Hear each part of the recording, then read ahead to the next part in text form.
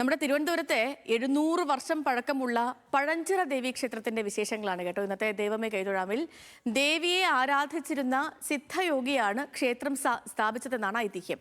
തമിഴ് വാസ്തുവിദ്യാ ശൈലിയാണ് ഈ ക്ഷേത്ര നിർമ്മാണത്തിനായി ഉപയോഗിച്ചിരിക്കുന്നത്. ഇപ്പോൾ കാണാം പഴഞ്ചിറ ദേവി ക്ഷേത്രത്തിലെ വിശേഷങ്ങൾ ഇന്നത്തെ ദൈവമേ കൈതൊഴാമിൽ.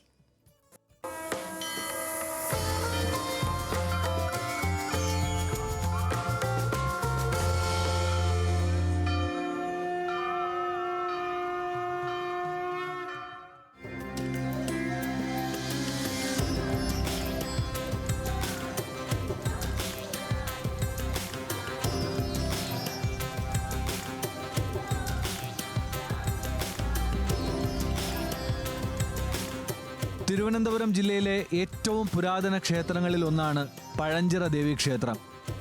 700 വർഷം പഴക്കമുള്ള ആദി പരാശക്തിയുടെ ഭാവത്തിൽ ദേവിയാണ് പ്രധാന പ്രതിഷ്ഠ.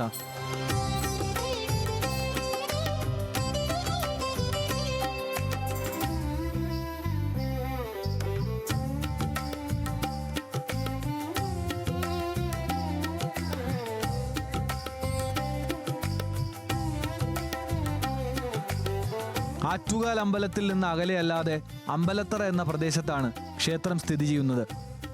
നഗരമധ്യത്തിലാണെങ്കിലും ഗ്രാമാന്തരീക്ഷമാണ് ക്ഷേത്ര പരിസരം. പണ്ട് ദേവി ആരാധിച്ചിരുന്ന സിദ്ധയോഗി ക്ഷേത്രം സ്ഥാപിച്ചുവെന്നാണ് ഐതിഹ്യം.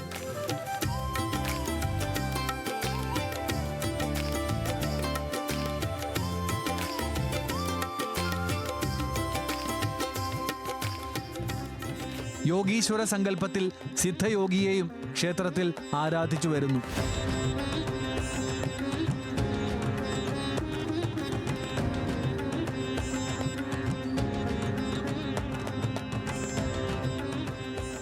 ശ്രീ പഴഞ്ചിറ ദേവീക്ഷേത്രം 700 വർഷങ്ങൾ പഴക്കമുണ്ട് എന്നാണ് വിശ്വസിക്കപ്പെടുന്നത്. ഈ ക്ഷേത്രത്തിനടുത്തൂടെ ഒരു പഴയ നീലിയാറ് ഒഴുകിയിരുന്നു. നീലാറ്റിൻകര എന്നാണ് ഇതിനടുത്തുള്ള ഒരു സ്ഥലത്തിൻ്റെ പേര്. ആ നീലിയാറ്റിൻ്റെ കര ഒരു താപസൻ തപസ് ചെയ്തിരുന്നു എന്നും അദ്ദേഹത്തിൻ്റെ ഉപാസനാമൂർത്തിയായിരുന്നു പഴഞ്ചിറ ദേവി.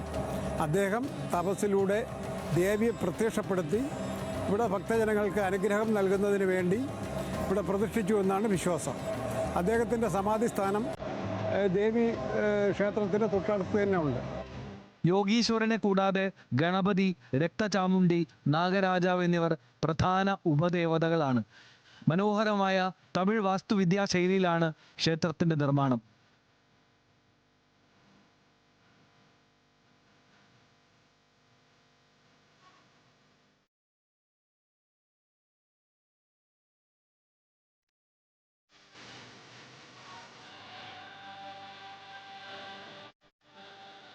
ക്ഷേത്രത്തിൽ മീനമാസത്തിലെ മകയിരം നാളിൽ നടക്കുന്ന പൊങ്കാല മഹോത്സവം പ്രസിദ്ധമാണ്.